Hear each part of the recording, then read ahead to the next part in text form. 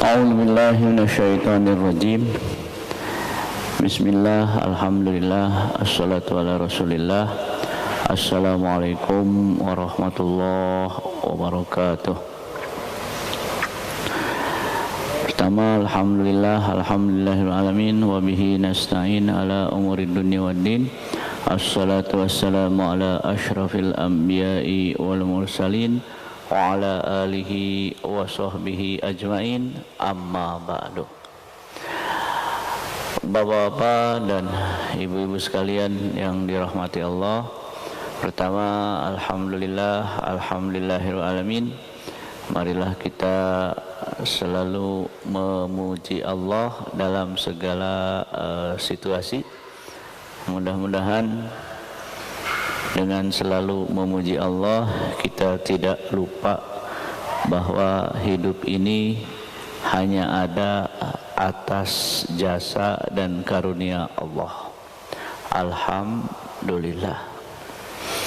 Yang kedua, salat dan salam kita haturkan kepada Rasulullah Sallallahu Alaihi Wasallam.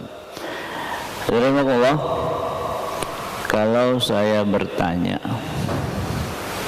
apakah dalam Al-Quran ada satu hadis yang berbunyi, ini yang berbunyi ya, apakah dalam Al-Quran atau dalam hadis ada satu hadis atau satu ayat yang berbunyi sholat wajib?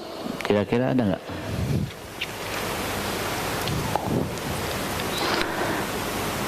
Ini teksnya. Apakah dalam Al-Quran dan Sunnah ada teks yang berbunyi sholat wajib? Nggak ada ya? Ada kan? Nah. Atau ada nggak teks yang berbunyi Fatihah rukun sholat? Kita nggak hafal Quran lah, tapi kira-kira nggak ada lah. Kan susunan katanya aja udah nggak enak. Sholat, as-sholatu wajibatun, nggak enak udah. Qiraatul Fatihah ruknus sholat, nggak ada. Haji wajib ada nggak? Al-hajju wajibun, nggak ada. Atau ada nggak dalam Quran dan Sunnah tata cara sholat A, B, C, D gitu? Ada nggak? Nggak ada ya. Nah, ini menjadi entry yang penting. Yang ada apa? Yang ada adalah teks yang difahami bahwa sholat wajib. Kira-kira ada beda nggak? Ini teks yang difahami bahwa sholat wajib. Betul ya? Nah, karena zaman sekarang ada yang menganggap ini tidak sesuai sunnah. Maksudnya yang sesuai sunnah, misalkan sifat sholat Nabi karangan Albani. Saya bilang sifat sholat Nabi, kitab buku kecil karangan Albani, bukan hadis. Karena tidak ada hadis tata cara sholat. Yang ada apa? Teks yang difahami. Berarti mana yang sesuai sunnah? Tata cara sholatnya Syafi'i atau tata sholatnya Albani? Dua-duanya pemahaman terhadap hadis. Dua-duanya pemahaman terhadap hadis. Dan kita tidak boleh mengatakan bahwa yang hadis adalah kitabnya sifat sholat Albani, yang pendapat manusia sifat sholat menurut Imam Syafi'i. Itu ada kesalahan. Di mana kesalahannya?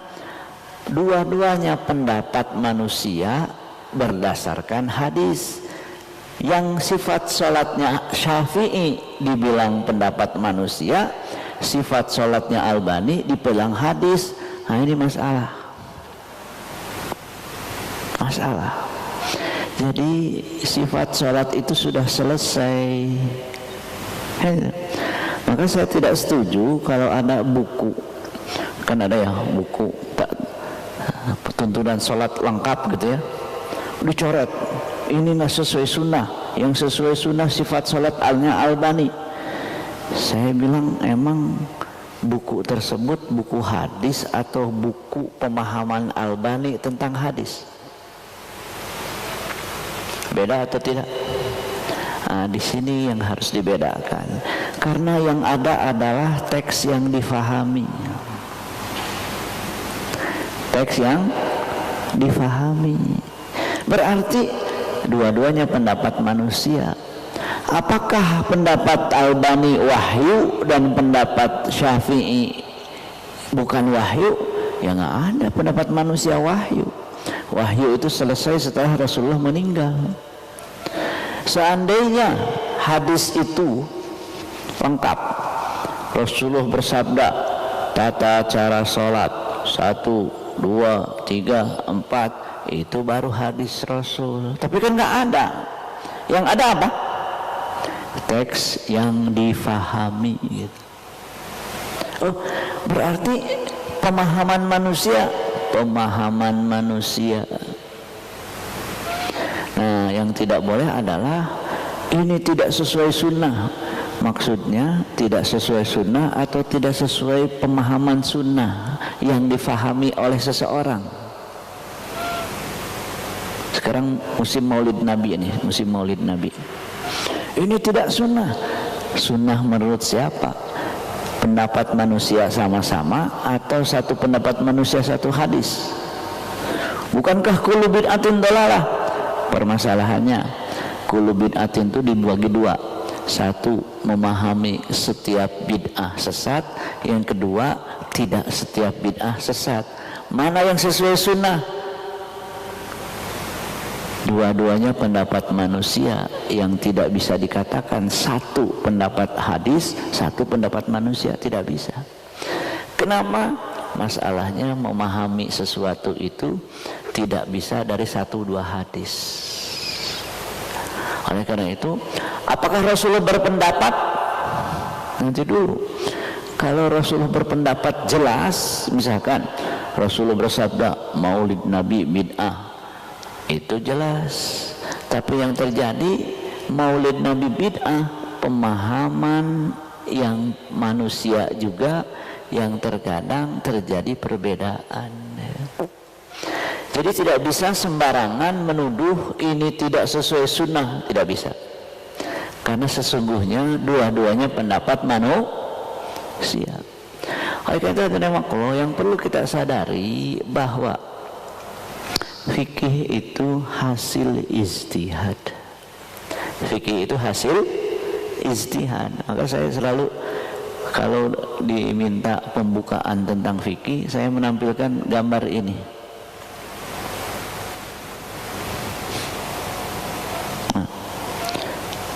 Fikih dimulai dari Quran dan Sunnah. Dilakukan ijtihad oleh mujtahid menggunakan ilmu usul fikih melahirkan fikih. Saya tanya, fikih Quran apa bukan? Sunnah apa bukan? Bukan. Pemahaman para mujtahid memakai ilmu usul fikih. Pertanyaan lebih mendasar. Yang mujtahid itu Syekh Albani atau Imam Syafi'i?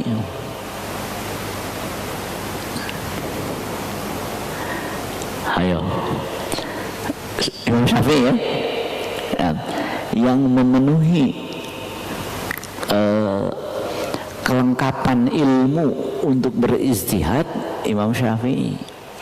Terus Imam Albani tidak memenuhi kelengkapan ilmu untuk berijtihad. Boleh nggak Albani membuat tata cara sholat yang bertentangan dengan Imam Syafi'i, Imam Malik, Imam Ahmad, Imam Abu Hanifah?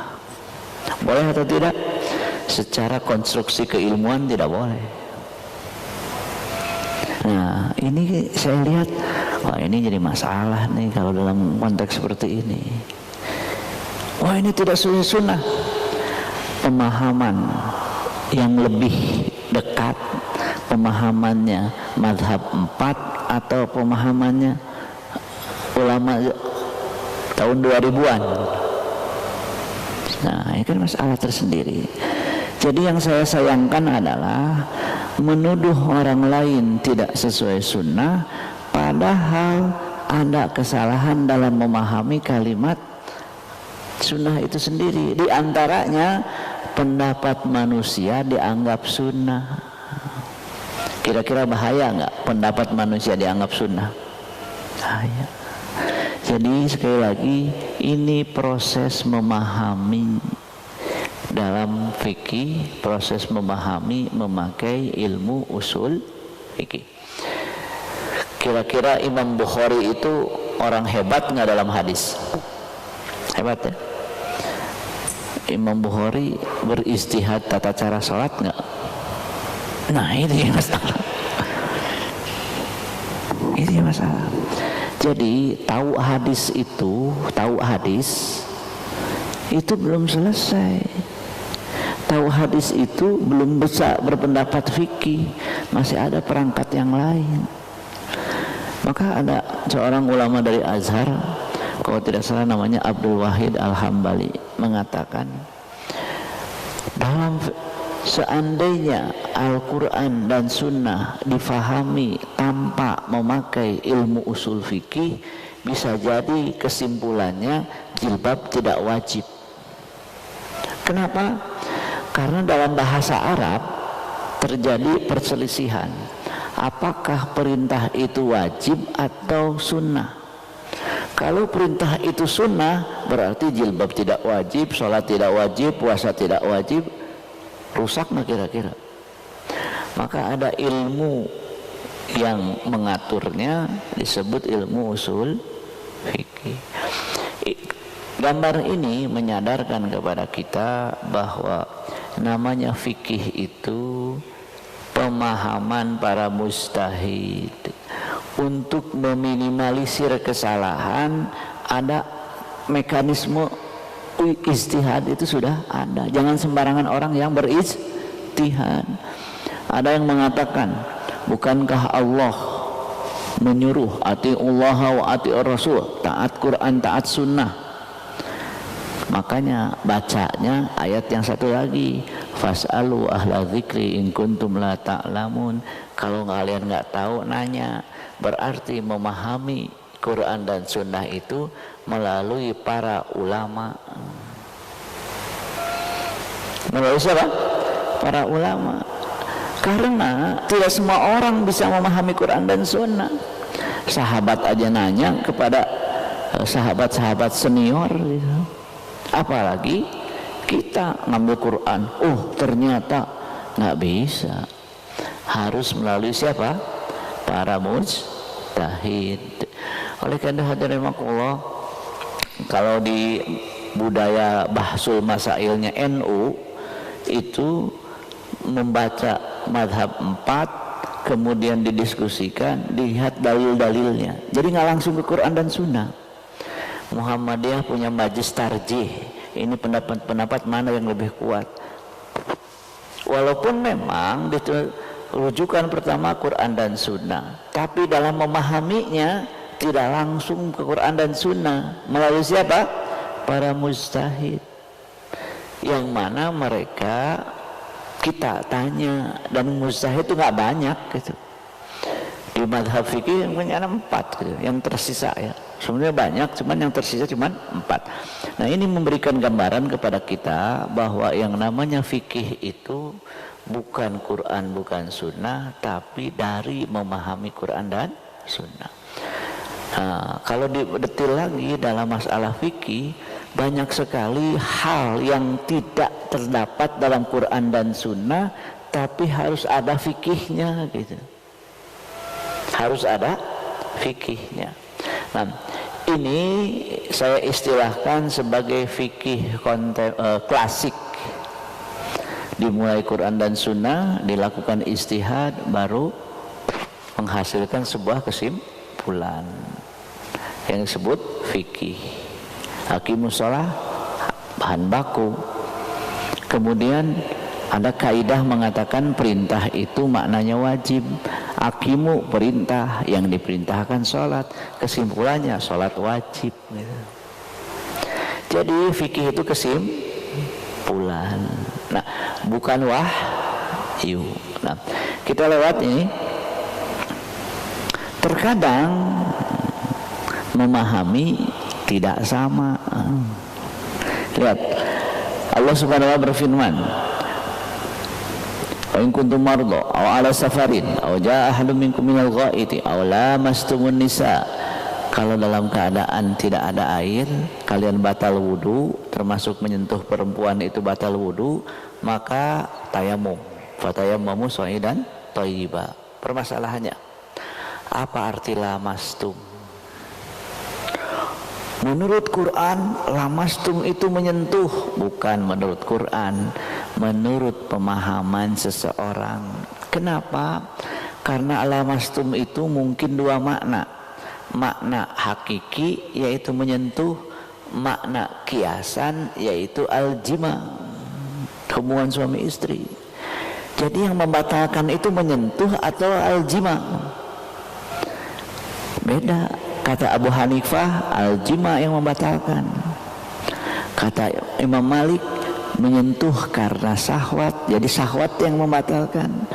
Yang kata Imam Syafi'i, menyentuhnya yang membatalkan wudu, bukan pakai syahwat, bukan al-jima. Pertanyaannya, yang sesuai Quran yang mana?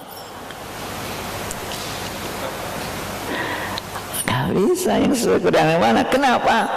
Karena lamastum punya dua kemungkinan makna. Kalau punya dua kemungkinan makna, berarti harus ada ijtihad. Ayo. Maka dalam masalah seperti ini tidak bisa mengatakan pendapat si A hak, pendapat si B batil. Nggak bisa. Nggak bisa. Tidak bisa. Kenapa? Hak batil itu dalam hal yang sudah sepakat. Contoh, khamr haram itu hak batil. Semua sepakat khamr haram. Jadi peminum khamr pelaku maksiat. Tapi mohon maaf, merokok tidak sepakat. Perokok tidak bisa dikatakan pelaku maksiat. Kenapa? Hukumnya tidak sepakat gitu kan. Nah, sedikit menarik. Mohon maaf, saya juga berterima kasih atas doanya, karena ya seminggu yang lalu lah saya di rumah sakit. Namun yang menarik, ketika memang seumur umur saya nggak pernah di infus emang. Sampai saya nanya sama dokter, infus itu sakit nggak sih? Emang nggak pernah ya? Akhirnya memang kalau sekarang pertanyaannya, fatayammamu sha'idan thayyiba, bertayamumlah dengan sha'id thayyib. Apa arti sha'id? Kata Imam Syafi'i, sha'id itu artinya debu. Maka kalau lagi hujan begini di mazhab Syafi'i nggak ada tayamum, nggak ada debu.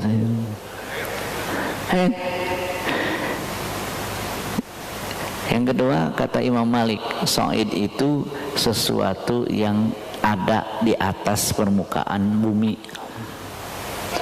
Ketika di rumah sakit, kalau sha'id itu artinya debu, apakah seorang yang sakit nggak boleh kena air? Kemarin saya nggak boleh kena air. Akhirnya coba mikir, mungkin nggak dari luar kita bawa debu? Ini debu, silahkan tayamum. Kira-kira dokternya ngamuk nggak tuh? Kira-kira marah nggak? Gimana orang di rumah sakit dijangga jangan sampai debu, kita bawa debu gitu.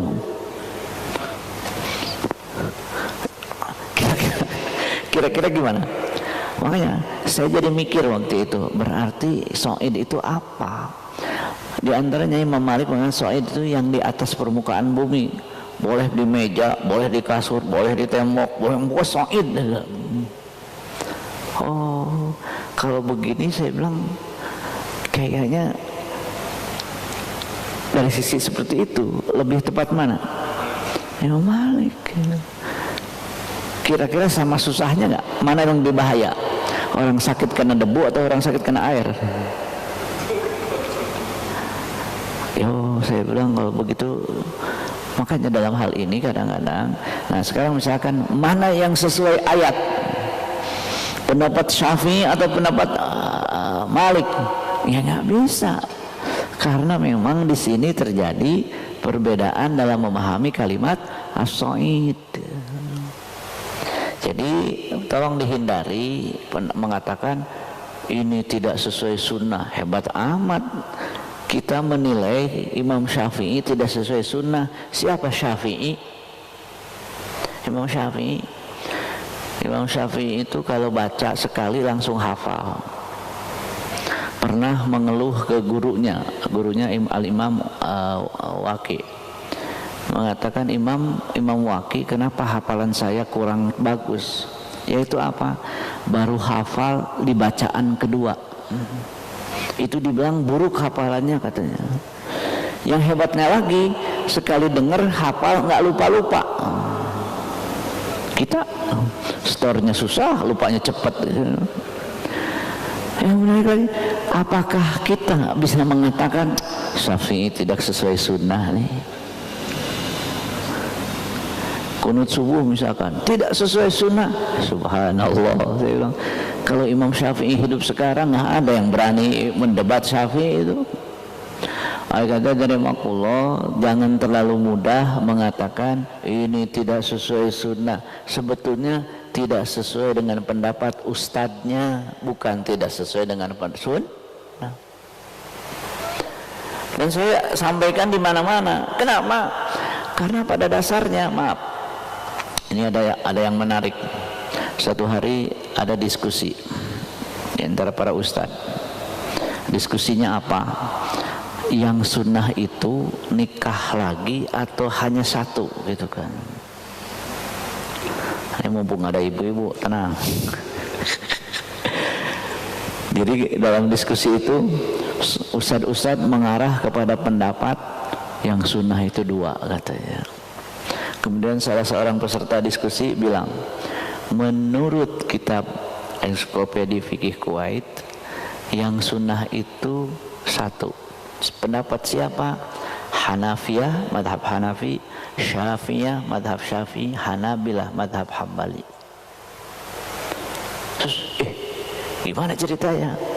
Ternyata yang mengatakan yang sunnah itu nikah lagi Bin Bas.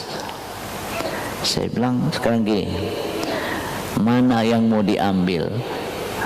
3 madhab mengatakan yang sunnah itu satu, Bin Bas mengatakan yang sunnah itu yang nikah 2, fankihu ma taba lakum minas nisai. Saya jadi mikir, perasaan kalau udah sisi keilmuan jauh juga itu antara Syafi'i, Ahmad bin Hambal, Abu Hanifah dengan Bin Bas. 3 madhab sepakat yang sunnah itu hanya satu. Syekh bin Bas mengatakan yang sunnah itu 2. Kalau dilihat dari kredibel ilmu kayaknya lebih tepat satu ya, yang sunnah, walaupun keinginan yang 2. Nah, jadi subhanallah, akhirnya dalam diskusi tersebut nggak dilanjutin. Kenapa? Semua baru pada sadar ternyata dalam mazhab itu yang sunnah satu. Kalau tidak cukup, misalkan kalau masih satu mungkin berzina, nikah lagi gitu. Jadi itu pintu darurat yang dibuka kalau seandainya melahirkan sesuatu yang bahaya gitu. Tapi kalau sudah cukup satu dan nggak membutuhkan yang 2, ya ngapain gitu kan? Oke, masalahnya di mana? Kita tidak bisa sembarangan. Kan dalam Al-Quran, fankihu ma taba lakum minan nisa matsna wa thulatsa wa ruba. Kalau kalian takut baru satu. Ternyata pemahamannya nggak sesederhana itu gitu. Tidak sesederhana itu. Di antara yang diungkapkan adalah Kalau menikahnya lebih dari satu, kemungkinan kena kemungkinan berbuat dosanya besar. Kenapa? Yang namanya suami itu sulit adil gitu. Kira-kira hatinya cenderung kepada lebih muda dan cantik, atau ya kan nggak bisa dibohongin juga gitu. Nah, nih sayang pationya nggak ada nih. Jadi Allah kembali, tidak bisa kita mengatakan ini sesuai sunnah. Nanti dulu sesuai sunnah atau sesuai pemahaman ustadznya. Nah, hasil ijtihad ada dua, sama menjadi ijma qat'i, tidak boleh ada yang menentang. Ini bukan madhab. Jadi kalau sudah sepakat bukan madhab. Apa menurut madhab Syafi'i hukum khomer? Ya nggak ada madhab, orang sepakat haram gitu. Sepakat haram. Yang kedua, terjadi beda pendapat. Di sini madhab, di sini harus toleransi, dan tidak bisa mengatakan pendapat A sesuai dengan Quran. Masa kita yang menilainya kan? Kalau diuji 30 juz juga, atau jangan 30 ya, juz 30 juga belum tentu lolos gitu kan. Nah ini terlalu sembarangan menilai pendapat para ulama, dan ini yang terjadi. Ini yang terjadi. Ini tidak sesuai sunnah. Kadang-kadang katakanlah sekarang bulan Rabiul Awal, wah tidak sesuai sunnah. Saya bilang tidak sesuai sunnah atau tidak sesuai dengan pendapat ustadznya tentang sunnah gitu. Bukan pendapat Nabi ya, kalau Nabi berpendapat nggak ada yang menentang. Masalahnya tidak ada hadis berbunyi Rasulullah mengharamkan maulid Nabi, nggak ada. Ada nggak? Berarti mengharamkan maulid Nabi pendapat atau hadis? Pendapat. Ya kalau pendapat jangan dirubah jadi hadis gitu. Jangan dirubah jadi hadis. Jangan sering terjadi begitu. Nah, hadirin rahimakumullah, maka ini fikih klasik, fikih klasik. Namun sebetulnya yang ingin saya bahas pada hari ini fikih bukan fikih klasik, fikih kontemporer. Ini bagannya kalau fikih kontemporer. Nah ini penting. Pernah mendengar nggak pakai masker sholat di masjid tidak sunnah? Ya kan? Masalahnya di mana? Nah ini masalahnya hari ini. Dalam fikih kontemporer yang dimulai itu bukan dari Quran dan Sunnah, bukan. Masalah fikihnya apa? Katakanlah memakai masker, oke. Tidak bisa langsung cari Quran, cari hadis, nggak bisa. Harus memahami situasinya seperti apa. Fikih waqi. Apa tuh waqi? Realita. Apa hukum pakai masker? Jangan dijawab. Jangan qala Allah, qala ta'ala, qala Rasulullah, jangan. Kenapa? Situasinya seperti apa? Dalam kondisi Covid baru dicari ayat yang sesuai dengan kondisinya. Maka yang mengatakan pakai masker tidak sunnah tidak memahami fikih waqi, tidak memahami fikih realita. Kenapa? Memakai masker dalam kondisi tidak ada Covid makruh. Memakai masker dalam kondisi Covid yang dipakai bukan hadis tentang larangan menutup hidung dan mulut, tapi yang dipakai hadis tentang ad-darar yuzal, la darar wala dirar. Saya tanya, yang sesuai sunnah yang mana? Pakai masker dalam keadaan Covid atau tidak pakai masker dalam keadaan Covid? pakai masker. Kenapa? Sesuai dengan hadis ad-darar la darar wala dirar gitu. Jadi jangan sampai memandang sunnah tapi tidak lihat kondisi. Karena sunnah itu ada yang kondisinya begini, ada kondisinya begini gitu kan. Harus melihat kondisi. Disebut apa? Waqi'. Jadi jangan sampai yang enggak sunnah. Nanti dulu, enggak sunnah menurut situasi.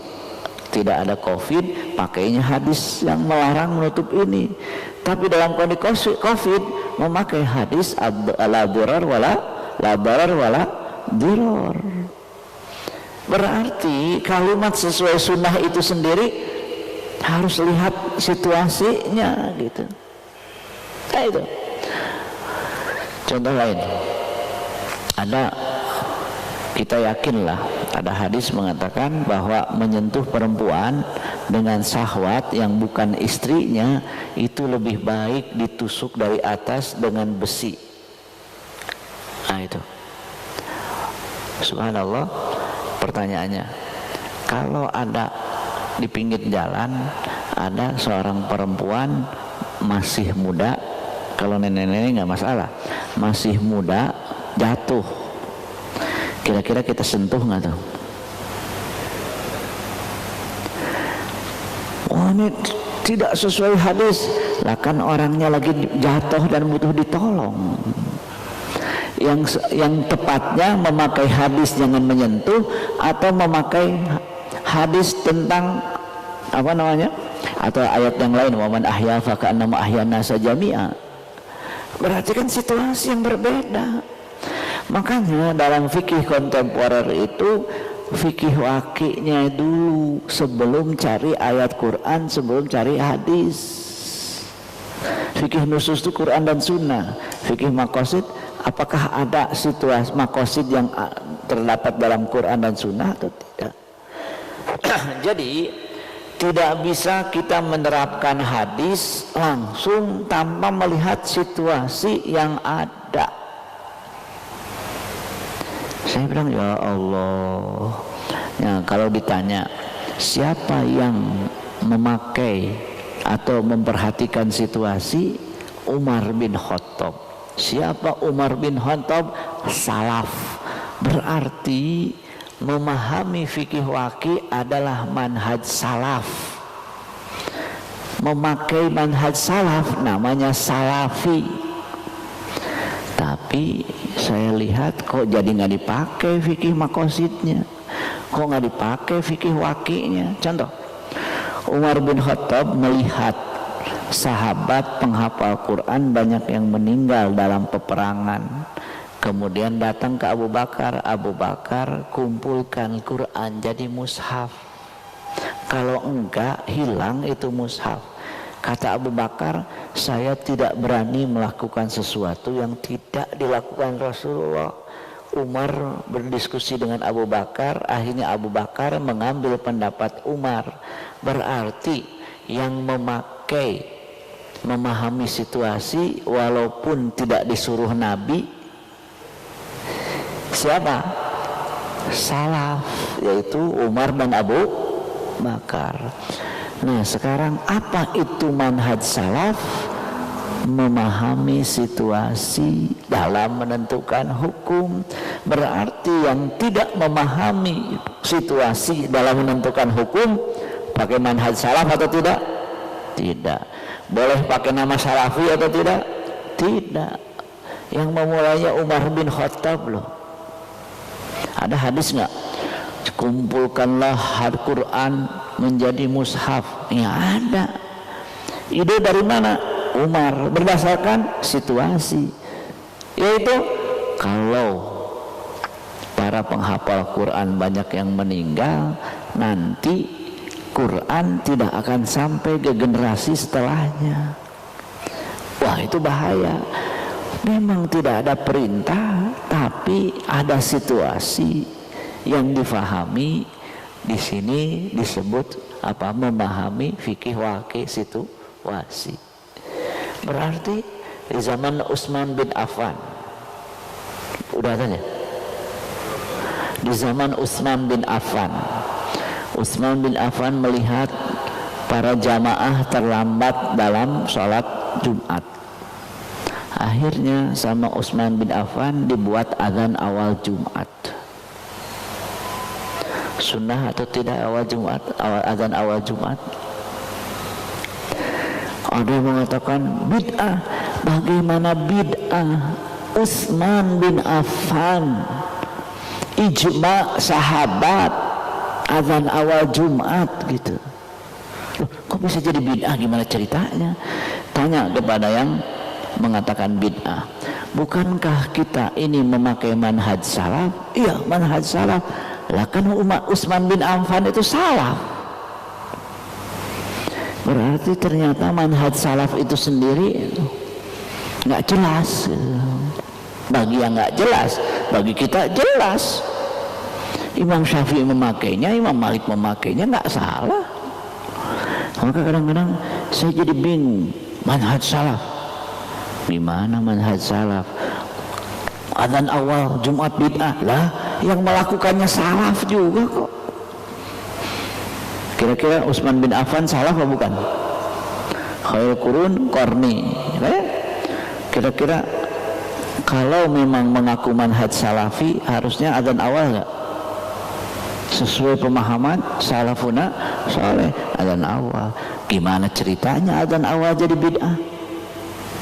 Kan jadinya nyambung ini jaga sembung bawa golok jadinya nih.